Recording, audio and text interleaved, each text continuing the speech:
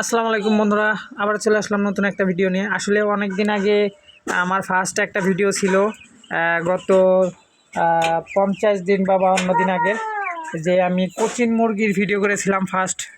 এই এই যে আমার কোচিন মুরগিগুলো, এ হচ্ছে কোচিন মুরগির আপডেট।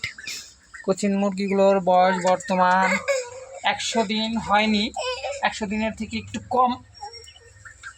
আসলে আমি ভিডিও করতে পারছি না ঠিকভাবে, আমার একটু হাতে সমস্যা হয়েছে।